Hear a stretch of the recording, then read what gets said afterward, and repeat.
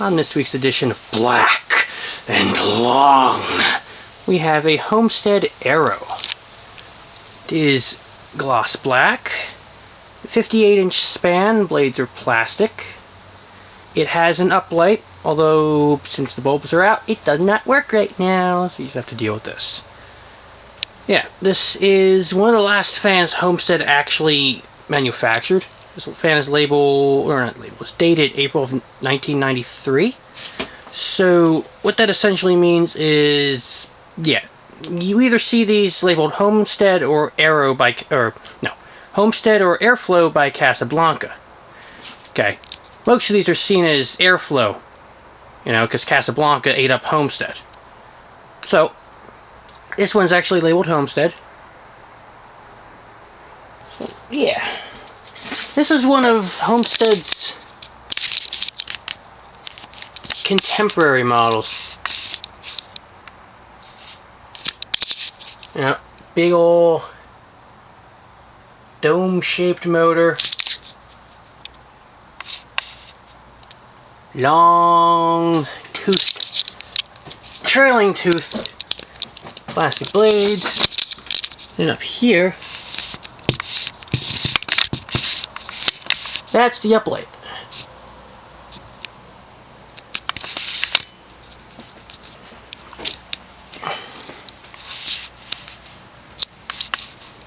These are not particularly common. So,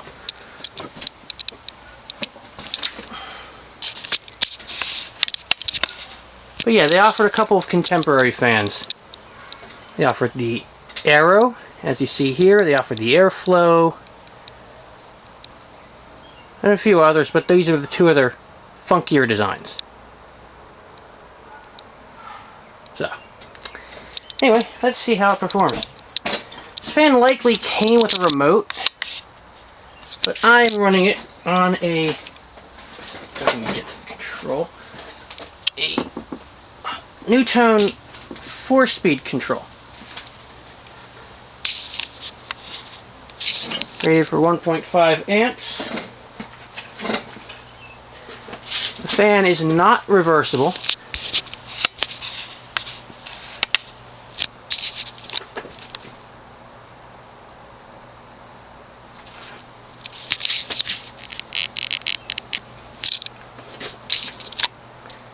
And it actually runs pretty fast,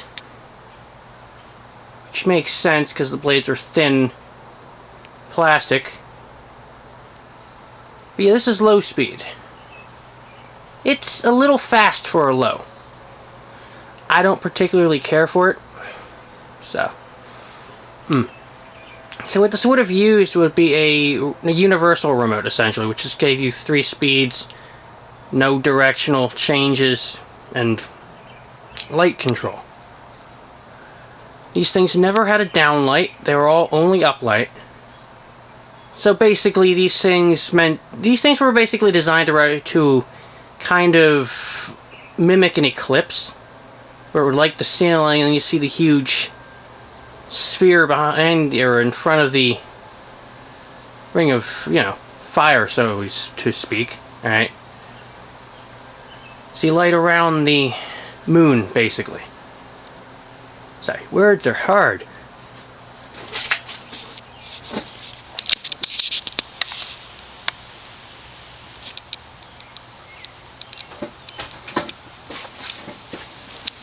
Get to medium low.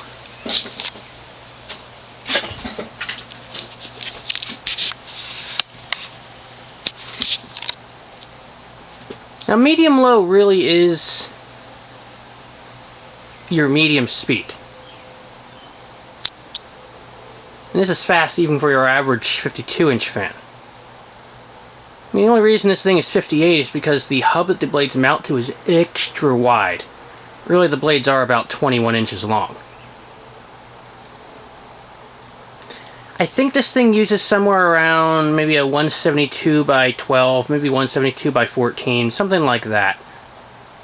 Not the biggest motor, but it doesn't necessarily have to be. So of course, because of the blade shape, this thing's running more off of speed rather than, you know, blade pitch, because there isn't really much blade to speak of.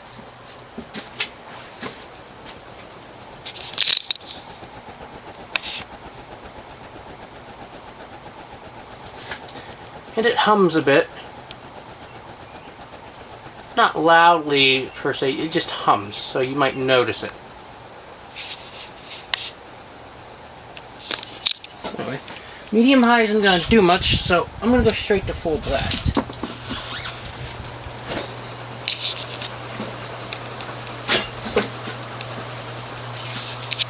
Now you can really hear the hum.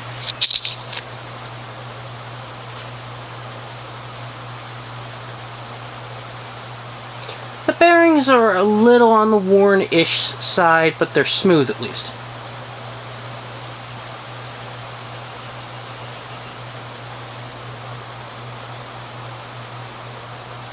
Well, I kind of walked into Habicrap one day for the first time in about a month, my local one, and I see this and an Evergoat. I'm like, okay, yeah, you're leaving with me. I didn't care about the fact that there were no sale prices or anything like that. I was like, yeah, you're coming with me. Because these things are not common.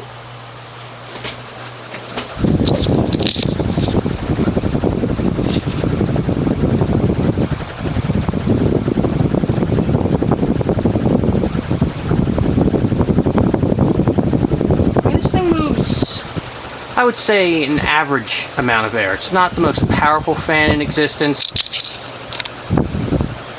but it gets the job done. I mean, it's nothing compared to that cast iron SMC. Now, that thing, that's a monster. This thing,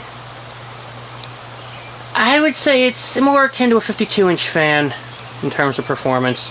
Again, because of just how the blades are laid out. That's how everything's configured. But what I like about this thing is there's zero wobble. No wobble at all.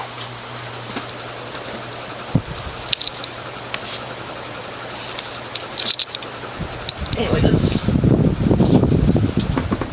turn it off.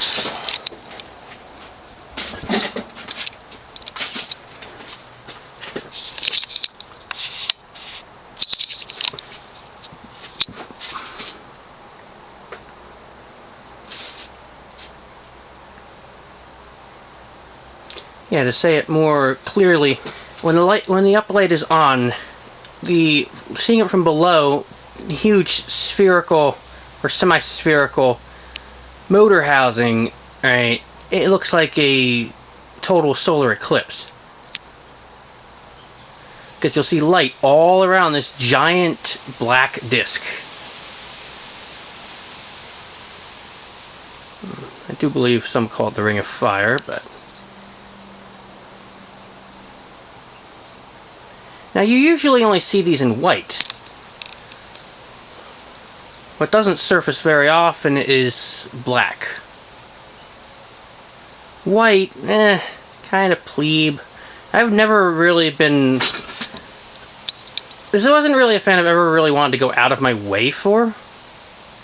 You know, like if it surfaced locally for a fair price, I'd get it, you know, especially in white. You know, but black's a little bit of an exception, but even then it's not something I'd go out of my way for. Because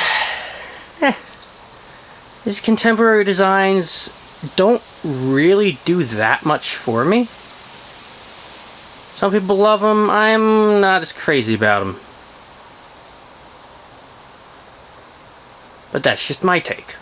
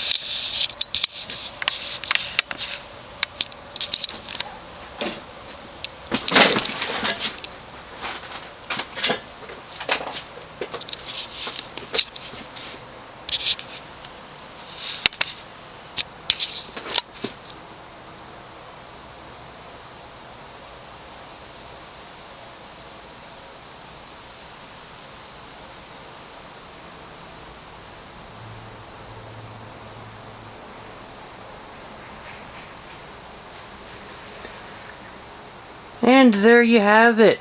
A black Homestead Aero from 1993.